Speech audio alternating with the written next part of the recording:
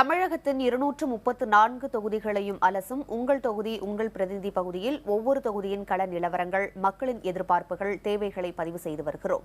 அந்த விதத்தில் இன்றைய உங்கள் தொகுதி உங்கள் பிரதிநிதி பகுதியில் நாம் பார்க்க இருப்பது தருமபுரி மாவட்டம் பாலக்கோடு சட்டப்பேரவை தொகுதி.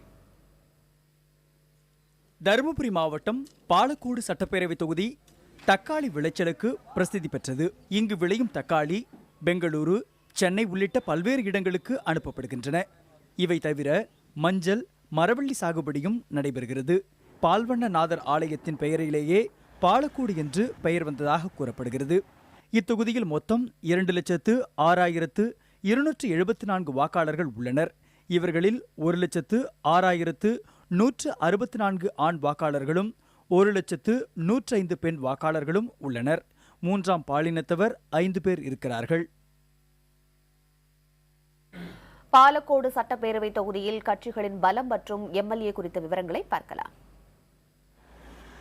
ஒருங்கிணைந்த மாவட்டமாக இருந்த சேலம் மாவட்டத்திலிருந்து 1965ஆம் ஆண்டு தனி மாவட்டமாக பிரிக்கப்பட்டது தருமபுரி. அதன் பின்னர் நடந்த சட்டப்பேரவை தேர்தல்களில் பாலக்கோடு தொகுதியில் காங்கிரஸ் இருமுறையும் திமுக இருமுறையும் வெற்றி பெற்றுள்ளன. அதிமுக இத்தொகுதியில் 7 முறை வெற்றி பெற்றுள்ளது.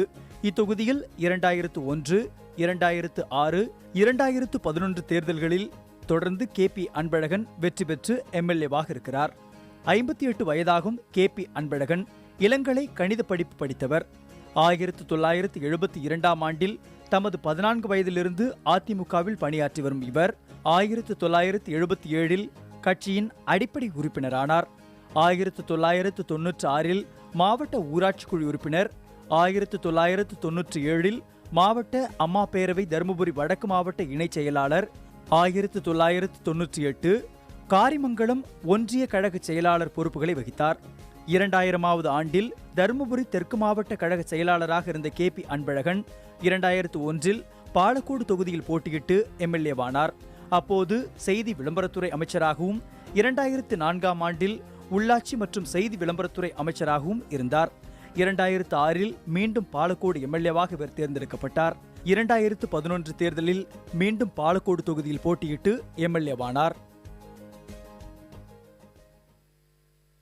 பாலக்கோடு தொகுதிக்கு எம்எல்ஏ சொன்னது என்ன, செய்திருப்பது என்ன, மக்களுக்கு அளித்த வாக்குறுதிகளை எம்எல்ஏ நிறைவேற்றி இருக்கிறாரா, அவருடைய விளக்கம் என்ன என்பதையெல்லாம் தற்போது பார்க்கலாம். எம்எல்ஏ KP அன்பழகன் அவர்கள் இந்த 10 ஏரிக்கான இணைப்பு திட்டத்தை செயல்படுத்துவேன் என்று வாக்குறுதி கொடுத்தார். அதை நிறைவேற்றி கொண்டு இருக்கிறார். அதில் சில குறைபாடுகள் இருக்கிறது. அதை உங்களிடம் தெரிவிக்க நான் முன் வந்துள்ளேன். அதை 1 இயருக்குள்ளே அவங்க அந்த ஏரி கால்வாயை முடிக்கிறேன்னு சொன்னாங்க. ஆனால் 1 இயர் ஆகியும் இன்னும் 50%, மோர் தேன் 50% ஒர்க்கு நிலுவையில் இருக்குது.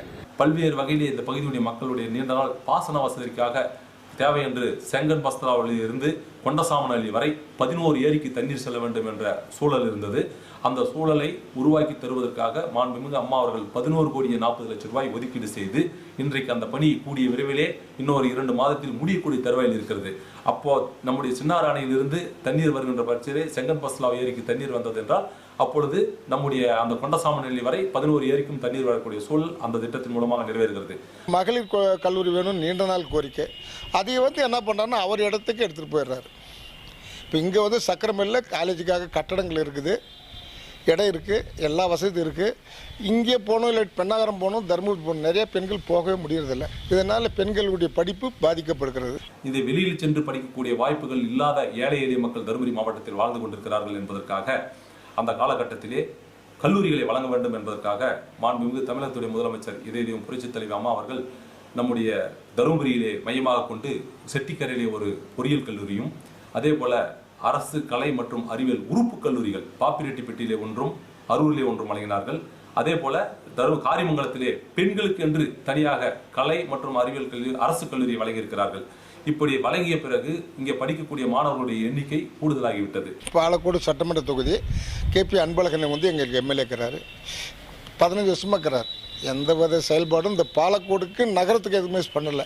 2011 ஆட்சி பொறுப்புக்கு வந்த பிறகு தருமபுரியிலே ஒரு சிப்காட் தொழிற்சாலை ஆரம்பிக்க வேண்டும் என்பதற்காக ஒரு இடத்தை கையகப்படுத்த சொன்னார்கள். அந்த இடம் கையகப்படுத்துகின்ற பட்சத்திலே பல்வேறு எதிர்ப்புகள் எல்லாம் இன்றைக்கு எதிர்க்கட்சிகளால் உருவாக்கப்பட்டது. அப்படி இருந்தும் இங்கே ஒரு சிப்காட் தொழிற்சாலை உருவாக்க வேண்டும் என்ற நோக்கத்தோடு இன்றைக்கு தருமபுரிக்கு அருகாமையிலே ஒரு 1700 ஏக்கர் கையகப்படுத்தப்பட்டிருக்கிறது. கூடிய விரைவிலே அதுக்கு அரசாணை வெளியிட்டு அங்கே சிப்காட் தொழிற்சாலைகள் எல்லாம் ஆரம்பிக்கின்ற பட்சத்திலே கண்டிப்பாக தருமபுரி மாவட்டத்தில் இருக்கக்கூடிய மக்கள், இளைஞர்களுக்கு நல்ல வேலை வாய்ப்பை உருவாக்குகின்ற சூழலை புரட்சித் தலைவி அம்மா அவர்கள் உருவாக்கி தருவார்கள் என்பதை தங்களுக்கு நேரத்தில் தெரிவித்துக் கொள்கின்றேன். இந்த பேருந்து நிலையத்தை விரிவாக்கம் செய்யும் நேரத்தில்தான் மக்களுக்கு தேவையான அடிப்படை வசதிகளை செய்து கொடுக்கறதுக்காக ஏதுவாக இருக்கும். நீண்ட நாள் கோரிக்கை அந்த பஸ் ஸ்டாண்ட், காரிமங்கல பஸ் ஸ்டாண்ட் விரிவுபடுத்தாமல் இருக்குது. அந்த காரிமங்கல பஸ் ஸ்டாண்டுக்கு போகக்கூடிய சாலை எல்லாம் ஆக்கிரமிப்பில் இருக்குது. அந்த ஆக்கிரமிப்பை இன்ன வரைக்குமே யாரும் அகற்றதில்லை. பாலக்கோட்டில் தக்காளி வணிக வளாகம் கட்டப்பட்டு 5 ஆண்டுகள் ஆகியும் தக்காளி வணிக வளாகம் விவசாயிகளுக்கு பயனற்றதாக உள்ளது. இந்த வணிக வளாகத்தில் குளிர்பதன கிடங்கு இருந்தாலும் அது விவசாயிகளுக்கு இதுவரை பயன்படவில்லை.